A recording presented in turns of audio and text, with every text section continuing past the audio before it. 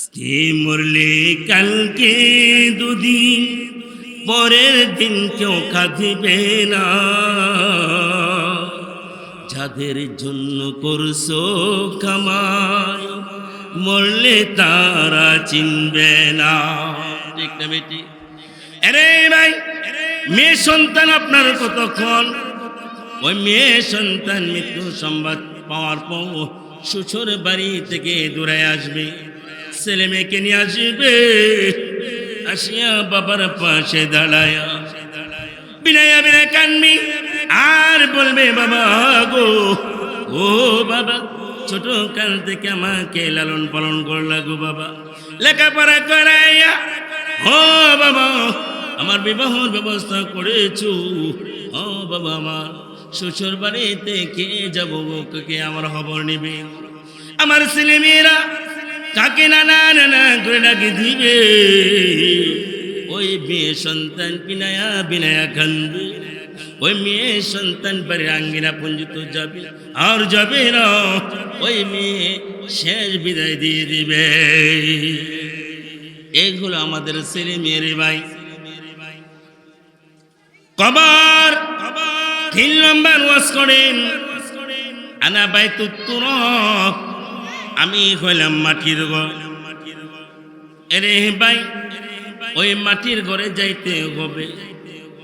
ওই মাটির ঘরে সামনে মাটি, পিছনে মাটি, নিচে মাটি, ডাইনে বামে মাটি, বামে মাটি রে ভাই। ওই মাটির ঘরে যাইতে হবে রে ভাই। ওই কবরের ঘরে কোনো বিছানাপত্র থাকবে না। আল্লাহর নবী ফরমান, ইয়াতিহি মালাকান বাইজলিসানিহি, কবরের ঘরে 2 জন ফেরেশতা আসবে, আসিয়া তাকে বসাবে, বসায়া সর্বপ্রথম তাকে সওয়াল করা হবে। ফায়াকুলানি লাহু মান রাব্বুকা, তোমার রব কে গো, তোমার রব কে? মুমিন ব্যক্তি উত্তর দিবে, ফায়াকুলু রাব্বি আল্লাহ, আমার রব হলো আল্লাহ। মুমিন ব্যক্তি উত্তর দিবে, আমার রব হলো আল্লাহ। এই মুনকার নেকির দ্বিতীয় প্রশ্ন করবে, ফায়াকুলানি লাহু মা দীনুকা। আলহামদুলিল্লাহি ওয়া কাফা ওয়া সালামুন আলা ইবাদিল্লাযিনা ইসতাফা, আম্মা বা'দ, ফাআউযু বিল্লাহি মিনাশ শাইতানির রাজীম। বিসমিল্লাহির রহমানির রহিম। কুল্লু নাফসিন যায়িকাতুল মাউত, সুম্মা ইলাইনা তুরজাউন। ক্বালা রাসূলুল্লাহি সাল্লাল্লাহু আলাইহি ওয়াসাল্লাম, তুখফাতুল মুমিনিল মাউত, أو كما قال عليه الصلاة والسلام. اللهم صل على محمد وعلى آل محمد كما صليت على إبراهيم وعلى آل إبراهيم إنك حميد مجيد. اللهم بارك على محمد وعلى آل محمد كما باركت على إبراهيم وعلى آل إبراهيم إنك حميد مجيد. الحمد لله رحمت پڑھا। আজকে ওয়াজ ও দোয়ার মাহফিলের সম্মানিত সভাপতি সাহেব, মুআজ্জাজ মুকাররম উলামায়ে কেরাম, দিন দরুদি মুসলমান ভাইয়েরা, পর্দার আড়ালের মা ও বোনেরা, সর্বপ্রথম রব্বে কারিমের দরবারে লক্ষ কোটি শুকর যে আল্লাহ পাক আমাদেরকে আজকে ওয়াজ ও দোয়ার মাহফিলে আসা বসার তৌফিক দান করে আছেন। সেই জন্য আমরা সবাই জোরে সুরে বলে আলহামদুলিল্লাহ। অনেক মানুষ রাস্তাঘাটে আছে, সকলের সামনে চলে আসে, একটু সামনে আসে।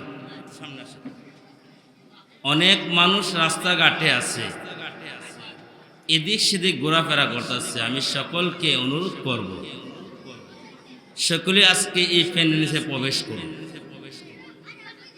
এই মাহফিল হলো একটি এলাকার জন্য একটি রহমত, ঠিক না বেঠিক? আল্লাহ তাআলা বৃষ্টি দেয় কেন? এই বৃষ্টি হওয়ার কারণে গাছপালা, তরুলতা, শাকসবজির জন্য উপকার, ঠিক না বেঠিক? কিন্তু পাথরের জন্য কোনো উপকার হয়নি, পাথরের জন্য উপকার হয় না। ঠিক তেমনি ভাবে যাদের অন্তর পাথরের মতন শক্ত হয়ে গেছে, তাদের জন্য এই ওয়াজ মাহফিল তাদের উপকারে আসে না, ঠিক না বেঠিক? সাপুরিয়া ছিলেন তো?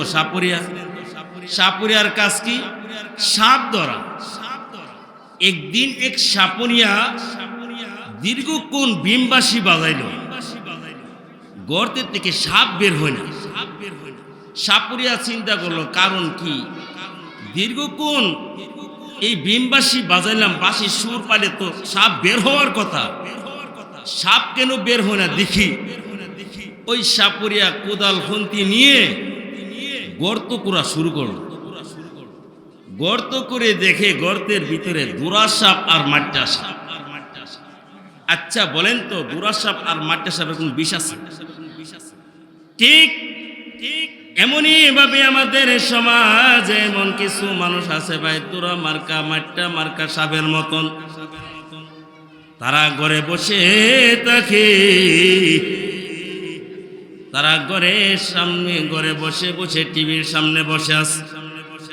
ওই মাগের আওয়াজ তাদের কানের ভিতরে যাই না। মসজিদ থেকে মুয়াজ্জিন সাহেব ডেকে ডেকে বলি, হাইয়া আলাস সালাহ, নামাজের দিকে আসু, নামাজের দিকে আসু। হাইয়া আলাল ফালাহ, কল্যাণের দিকে আসু, কল্যাণের দিকে আসো। একবার দুইবার নয়, দৈনিক 5 বার ডেকে ডেকে আমরা কি ডাকতেছি। আরে ভাই, ওই মানুষটার কানের ভিতরে ওই আজানের ধ্বনি কানের ভিতরে যাই রে মসজিদে, এবং ওয়াজ মাহফিলের আওয়াজ তাদের কানের ভিতরে যাই নাই, ঘরের ভিতরে বসে তাদের অন্তর শক্ত হয়ে গেছে। এই অন্তর শক্ত হওয়ার কারণে মাহফিল আসতে পারে না। আমি আপনাদের সামনে কোরআনুল কারীম থেকে পরিচিত এক আয়াত তেলাওয়াত করেছি, নবী পাকের অগণিত হাদিস থেকে একটি হাদিস তেলাওয়াত করেছি। কোরআনের আয়াত এবং হাদিসকে সামনে রেখে অল্প সময় কিছু আলোচনা করব। অল্প সময় আমার তেলাওয়াত কিন্তু আয়াতে আল্লাহ তাআলা বলেন, কুল্লু নাফসিন যায়িকাতুল মাউত, প্রত্যেকটি প্রাণীর মৃত্যুর স্বাদ গ্রহণ করতে হবে। কেউ মৃত্যু থেকে বাঁচতে পারবে না, বাঁচতে পারবে? কেউ বাঁচতে পারবে না। আরে ভাই, এই দুনিয়া তাকার জাগানো, কবিতার শেরের ভাষায় ফরমা, আয়েতে হাম মিসলে বুলবুল সিরি গুলশন কি লিয়ে উশরাহু বাই বগওয়ালো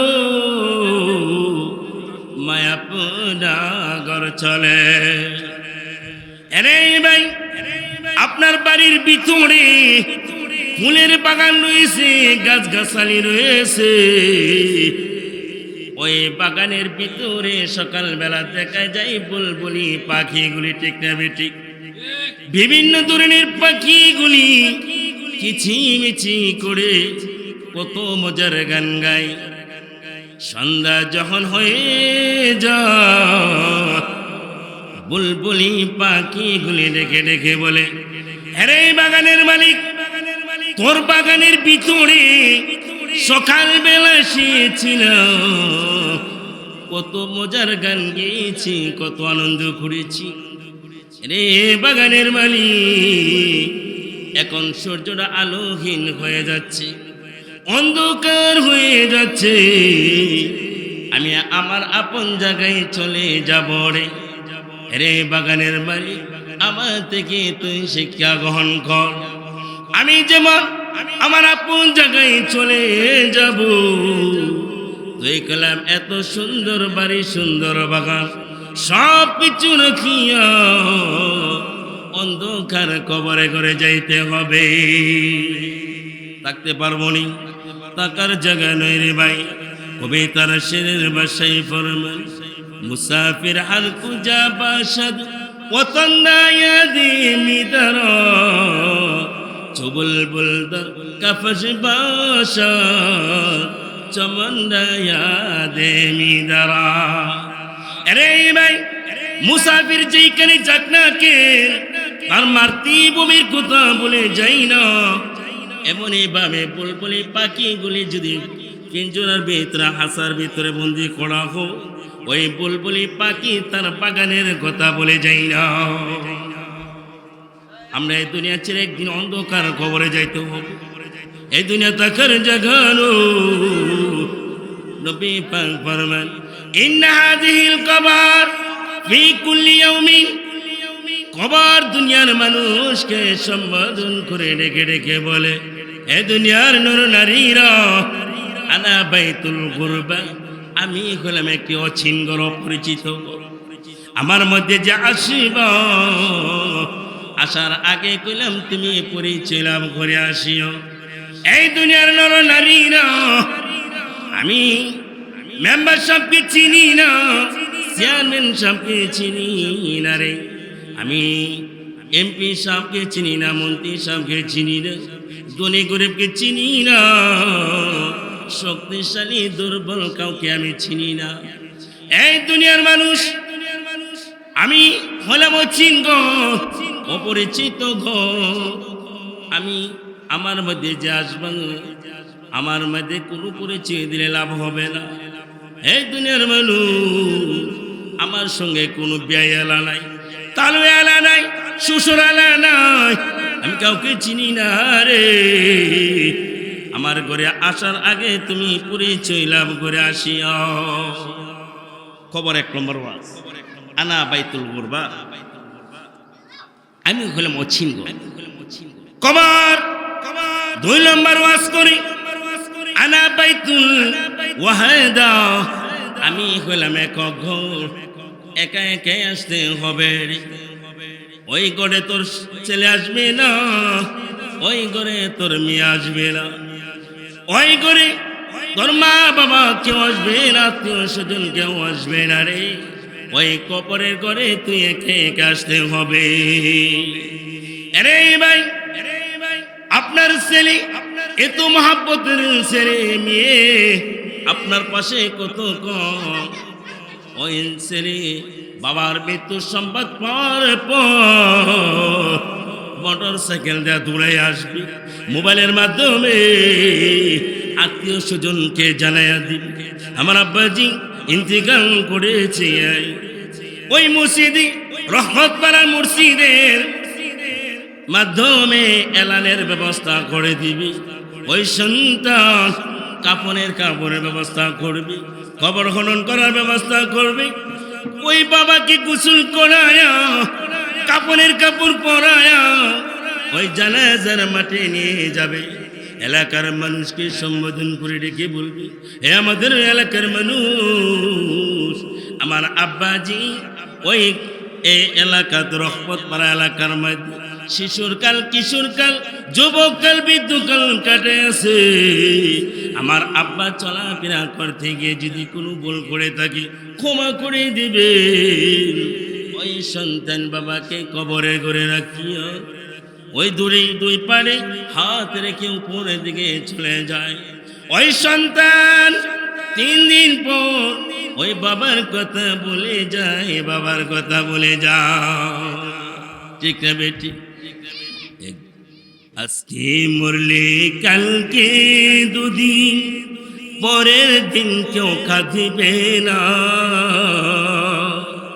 যাদের জন্য করছো কামাই, মরলে তারা চিনবে না। ঠিক না বেটি? আরে ভাই, মেয়ে সন্তান আপনার কতক্ষণ?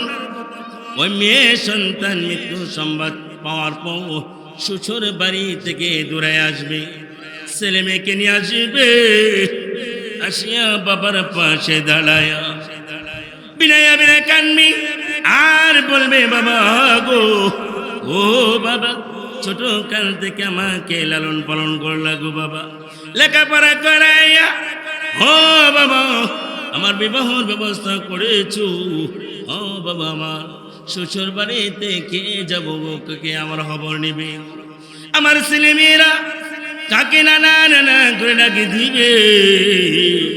ওই মেয়ে সন্তান বিনায়া বিনায়া কান্দবে, ওই মেয়ে সন্তান বাড়ির আঙ্গিনা পঞ্জিত যাবে আর যাবে না, ওই মেয়ে শেষ বিদায় দিয়ে দিবে। এগুলো আমাদের ছেলে মেয়েরে ভাই।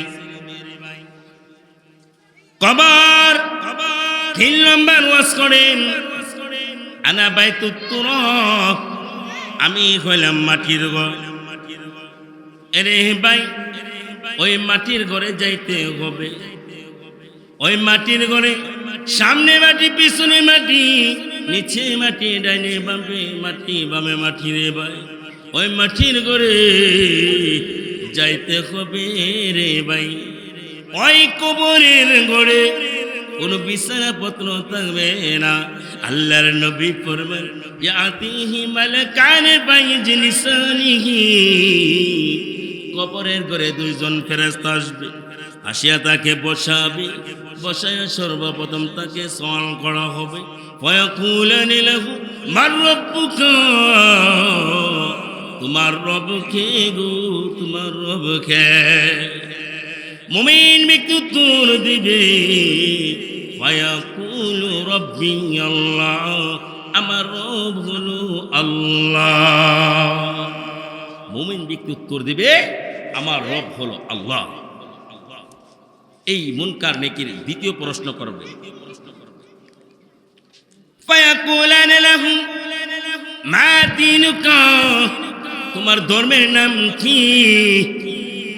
মুমিন ব্যক্তি উত্তর দিবে, ফায়াকুলু দীনি আল ইসলাম, আমার ধর্মের নাম হলো ইসলাম। তৃতীয় প্রশ্ন করা হবে, ফায়াকুলানা লাহু মা হাযার রাজুলুল লাযী বুইসা ফীকুম, ওই যে দেখে যাইও না কে বলো? মুমিন ব্যক্তি উত্তর দিবে, ফায়াকুলু হুয়া রাসূলুল্লাহ সাল্লাল্লাহু আলাইহি সাল্লাম, ওনা হলো আমার পয়গম্বর। তখন আসমান দিকে ঘোষণাকারী ঘোষণা করবে, ওয়াফিহি ফায়ুনাদি মুনাদি মিনাস সামাই আন সাদাকা আবদি, আমার বান্দা যা কিছু বলে দিয়েছে সব কিছু সত্য সত্য বলে দিয়েছে। ফাফরিশু মিনাল জান্নাহ ওয়া আলবিসু মিনাল জান্নাহ, আমার ওই বান্দার কবরে গড়ে জান্নাতের বিছানা বিছিয়ে দাও, আমার ওই বান্দাকে জান্নাতের পোশাক পরাইয়া দাও। ফায়াফতাহু লাহু আবওয়াবুল জান্নাহ, আমার ওই বান্দার জন্য জান্নাতের দরজা খুলে দাও, আমার ওই বান্দা জান্নাতের ঘরে প্রবেশ করবে। দেখো মুমিন, যদি আমরা মুমিন হইতে পারি, এই দুনিয়াতে যদি নেক আমল করে যাইতে পারি, তাহলে কবরের ঘরে আমাদের বিছানা দিবে, পোশাক পরাবে, জান্নাতের পোশাক। ঠিক নেবে? ঠিক। এরে ভাই, কবর 4 নম্বর ওয়াজ করে, আনা বাইতুদ দুদ, আমি হলাম সাপ বিচ্ছুর ঘর। এরে ভাই, লক্ষ্য করে দেখি, আপনার বাড়ির ভিতরে একটি বিষাক্ত সাপ যদি ঢুকে যায়, ওই বাড়িতে আপনি বের হয়ে যান, ছেলে মেয়ে পরিবার সকলকে বের করে দেন। কারণ কি? বিষাক্ত সাপ ঢুকে গেছে, এই সাপ কামড় দেবে, মরে যাবি। এই জন্যে বাইদার ব্যবস্থা করে, ওজার ব্যবস্থা করে সাপকে মারার জন্য, দূরাইবার জন্য। ঠিক হবে? রে খবরে 1 2 99টি সাপ দেওয়া হবে, ওই সাপগুলি তোমাকে কামড়া। আল্লাহর নবী ফরমান, ওই সাপ বিচ্ছু তোমাকে কামড়াবে, ওই সাপ বিচ্ছু কামড়াবে, দুনিয়াতে যাওয়ার পূর্বে তুমি কইলা মেডিসিনের ব্যবস্থা করিও। মেডিসিন কি? আল্লাহর নবী ফরমান, তোমার টাকা পয়সা আল্লাহ তাআলা দান করেছে, ওই টাকা পয়সা যদি হিসাব করে জায়গা দিতে পারো, দান সদকা করতে পারো, ওই কবরে কোনোদিন সাপ বেঁচে থাকবে না। কবর আমাদেরকে ওয়াজ করতেছে, নসিহত করতেছে, আমরা কেউ শুনি না। ঠিক ঠিক ঠিক। আরে ভাই, এই দুনিয়া টাকার জায়গা নয়, একদিন বিদায় হয়ে যাইতে হবে। আমার নবী, আপনার নবী, দু জাহানের বাদশা, রাহমাতুল লিল আলামিন, যে নবীর খাতিরে আমার আল্লাহ তাআলা আসমান জমিন সব কিছু সৃষ্টি করেছে। আমার নবী, আপনার নবী দেখতে পারলেন না 63 বছর হায়াতের জিন্দেগি। নবীজি মৃত্যুর পূর্বকালে নবীজির গায়ে প্রচন্ড জ্বর, বুকে ব্যথা। নবীজির পাশে নবীজির মেয়ে মা ফাতেমা রাদিয়াল্লাহু তাআলা আনহা মাথার বাইরে হাত বোলাইতেছে। এমন সময় দরজার পাশে দাঁড়ায়া কে জেনে বারবার সালাম দিচ্ছে। নবী ডেকে বলে, মা, ও মা, কে জেনে দরজার পাশে দাঁড়ায়া সালাম দিচ্ছি গো মা। ও মা, তুমি দরজা খুলে দাও।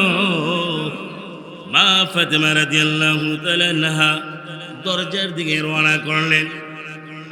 এমন সময় আমার আল্লাহ তাআলা ডেকে বলে, আরে মালাকুল মউত আজরাইল, এই মুহূর্তে তুই প্রকাশিত হয়ে যা। ডেকে ডেকে বলে, আল্লাহ, কেন গো আমি প্রকাশিত হব? কারণ কি? দুনিয়ার সিস্টেম হলো যিনি মৃত্যুবরণ করবে সে ব্যতীত মালাকুল মউত আজরাইলকে কেউ দেখতে পাই না। কেন আমি প্রকাশিত হব? তখন আমার আল্লাহ তাআলা ডেকে ডেকে বলে, রে মালাকুল মউত আজরাইল, আমার বন্ধুর মেয়ে দরজা খুলে তাকায়া দেখবে, কেউ না। আমার বন্ধুর মেয়ে মনে মনে বলবে, আমার বাবার জ্বর হয়েছে, এই জন্য কি না কি বলতাছে। এতটুকু মন্তব্য করবি, আমি আল্লাহ সহ্য করতে পারবো না। এরে মালাকুল মউত আজরাইল প্রকাশিত হয়ে যায়। মালাকুল মউত আজরাইল প্রকাশিত হয়ে গেলেন। মা ফাতেমা দরজা খুলে তাকায়া দেখে এত বড়, যার মাথা হলো 7 আসমানের উপরে, পা গুলো 7 জমিনের নিচে, চোখগুলি বড় বড় আগুনের দরজা লাগায়া মা ফাতেমা দেখে বলে, বাবা, ও বাবা, এত কোনো মদিনার কোনো মানুষের আকৃতি নেই গো বাবা। ও বাবা, ওনাকে গো, যার মাথা হলো 7 আসমানের উপরে, পা গুলো 7 জমিনের নিচে গো বাবা। নবীজি কি বলে, মা, ও মা, ওনা হলো হাজা মালাকুল মউত আজরাইল। কান মা ফাতেমা ডেকে বলে, বাবা, আমি দরজা খুলবো না।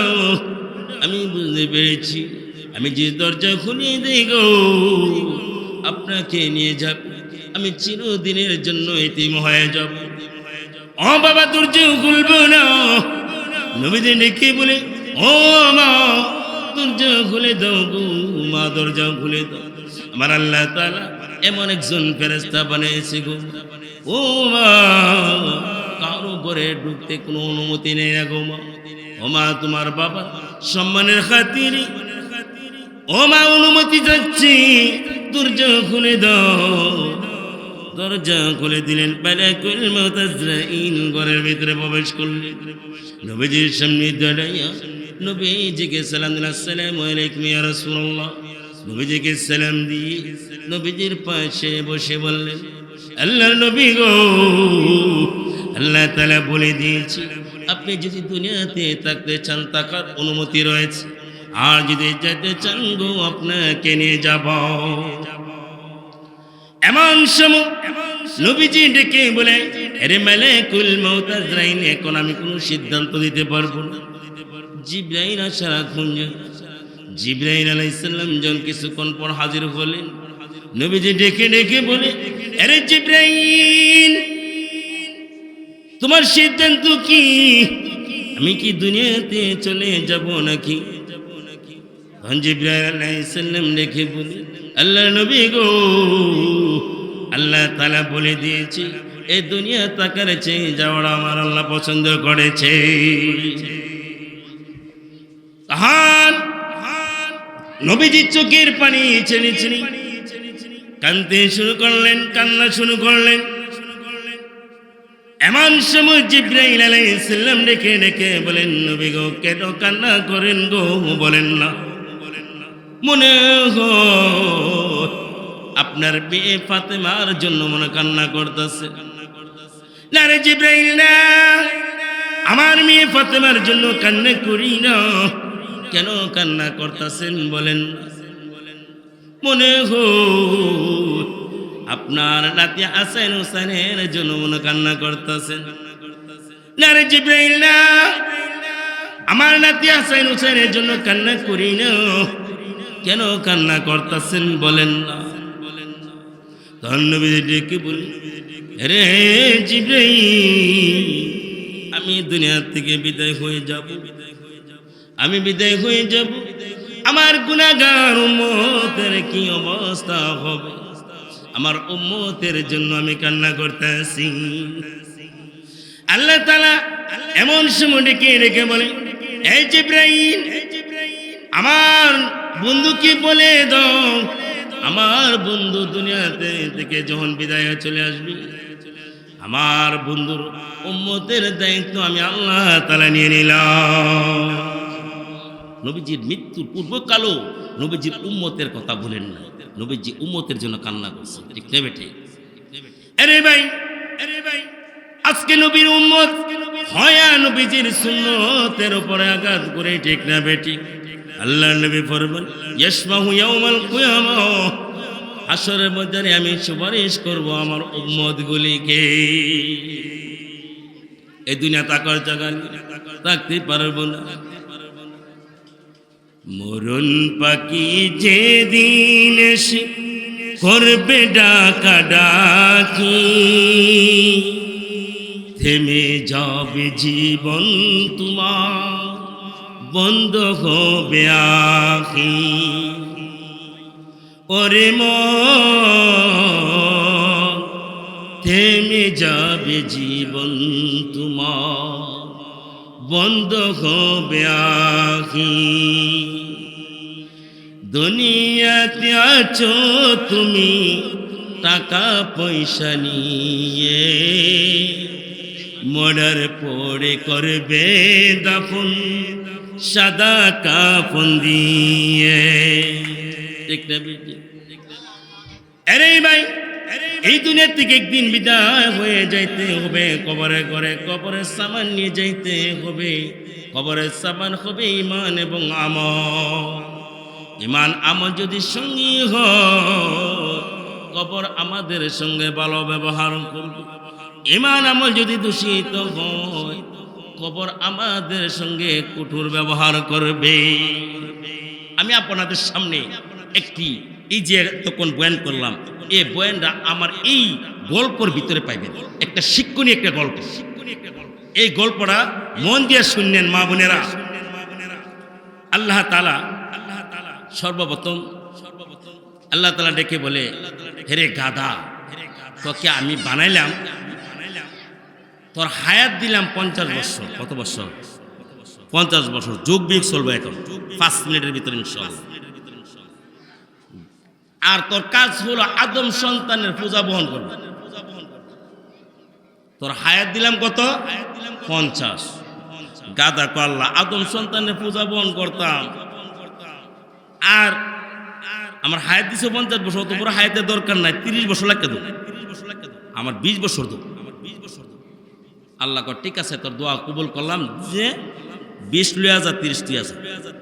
আল্লাহ তাআলা কুকুর রে বানাই দিছে। কারে? কুকুর। কুকুর রে বানাই কয়, এই কুকুর, তুই আদম সন্তানের বাড়িটা ফারাদারি করবে, আর আদম সন্তান ভালো ভালো খাবার খাইব, এ খাবারের জুড়াটা তুই খায়া খায়া তোর জীবন কাটাবে, তোর হায়াত দিলাম 30 বছর। কুকুর কয় সভ্য না, আদম সন্তান বাইরে ফারাদারি করতাম আর জুড়া মুড়া হায়াত জীবন কাটাইতাম, আমার এত বড় হায়াতের দরকার নাই। আল্লাহ ফন্ড দিয়া যাও। আল্লাহ ক যা, তোর দোয়া কবুল করলাম, ফন্ড লিয়া যা, ফন্ড দিয়া যা। আল্লাহ তাআলা বানরে বানাইছে, কারে? বানরে বানাই কয় বানর তুই বাজারে বাজারে ঘুরবে, মানুষকে তামসা দেখাইবে, আর ডালে ডালে বৃষ্টি বাদলে ভিজবে, ডালে ডালে থাকবে, তোর কোনো নির্দিষ্ট কোনো বাড়ি নেই, তোর হায়াত দিলাম 20 বছর। বানর আল্লাহ নির্দিষ্ট কোনো বাড়িও থাকতো না, বাজারে বাজারে গিয়ে ঘুরতাম, মানুষের তামসা দেখাইতাম, এত বড় হায়াতের দরকার নাই। আল্লাহ 20 থেকে 10 লাখ টাকা 10 দিয়ে দিল, ঠিক আছে 10 তুই আজা, 10 তুই আজা। আল্লাহ তাআলা আদমকে বানাইছে, আদম সন্তানকে বানায়া আল্লাহ তাআলা ডেকে বলে, হে আদম সন্তান, তোকে বানাইছে আদম সন্তান, তুই সৃষ্টির সারা, তোর হায়াত দিলাম 20 বছর। আদম সন্তান ডেকে বলে, আল্লাহ আদম সৃষ্টির সারা বানায় হায়াত দিছে কমায়া, এই 20 বছর তো ঘুমাই দিলি শেষ, এই 20 বছর দেখি তা করু। আল্লাহ তুমি ওই যে গাদার থেকে 30 বছর লাগছো এটা দাঁড়াও, দাবি করছে আদম সন্তান। ঠিক আছে নে লয়া যা। 20 বছর যে দিছে, 20 বছর তার হইছে না, 30 বছর আনছে কার থেকে? গাদার থেকে। সংক্ষিপ্ত ভাবে বলতেছি কথাটা, সমস্যা। তারপরে আবার কিছুক্ষণ পরে আল্লাহ যে কুকুরে যে 15 লাগছে, 15 দিলাও। ঠিক আছে লয়া যাও। আবার কিছুক্ষণ পরে আল্লাহ বানর আর 10 বছর লাগিয়ে কিতা করবা, ইডো দিলাও। আচ্ছা এখন বলেন যুগ চলবে, তার ছিল কত? 20। গাজার থেকে পাইছে কত? 30। আর কুকুরতে পাইছে কত? 15। কত হইছে? 65। আর বানরতে পাইছে কত? 75। এখন 75 বছর বয়সটা আমাদের কিভাবে কাটে এখন চিন্তা করে। একের থেকে 20 পর্যন্ত এটা ছিল বাবার হোটেল, ঠিক না বেটি? একটা সন্তান একের থেকে 20 পর্যন্ত হ্যাঁ স্বাধীন বাংলা। 20 বছর হওয়ার পর বাবা তুই যা মেড্ডা বাজার যা গিয়া 5 টাকা বানা। বানানোর পরে বাবা সৌদি আরব, মালয়েশিয়া, দুবাই, বিভিন্ন জায়গা, ঠিক না? 30 বছর এমন মেহনত করে, গাদার মেহনত, ঠিক না বেটি? গাদার মেহনত 30 বছর করিয়া যখন 50 বছর দিয়ে চিনি ব্যথা করে। কারণ কি রে? গলা দিয়ে শুকায় জায়গা। কারণ কি? ওই মেডিকেলে পরীক্ষা করে দেয় ডায়াবেটিস। কি বিষ? ডায়াবেটিস। ডাক্তার কইছে এখন কি করা? এখন আপনি ও জুড়া হাইতে হবে। কিতা? ও যে আমরা কুকুর থেকে সায়ান ছিলাম 15 বছর, ওই 15 বছর পর্যন্ত হালকা সবজি টুবজি হায়া হায়া, মানে মাশাআল্লাহ বাড়ির কামলা হায়া বুলালা, পোলা কুরমা রোস্ট হায়া বুলালা, আর হ্যাঁ সায়া সায়া দেহে, ঠিক না বেটি? 15 বছর এভাবে জিন্দিগির গান। যখন 65 বছর ছেলেরা বাইরে বন্টন করে, 5 তলা বিল্ডিংটা বন্টন করে নেগা, মেয়েরা নেগা, ছেলেরা নেগা নিয়ে বড় ছেলে আমার ঘর 1 মাস, মেজো ছেলে আমার ঘর 1 মাস। ও ডালে ডালে বানতে 10 বছর আমরা সাইন ছিলাম, এই ডালে ডালে ঘোরার পরে এমন ভাবে আমাদের 65 বছর জিন্দিগি কাটে, 75 বছর, ঠিক না বেটি? মিশা মিশি কাটাইলাম জিন্দিগি, জৈনব যা না করিলাম বন্দেগি। আল্লাহ তাআলা আমাদের সকলকে এই কথাগুলির উপরে আমল করা তৌফিক দান করুক। আলহামদুলিল্লাহ।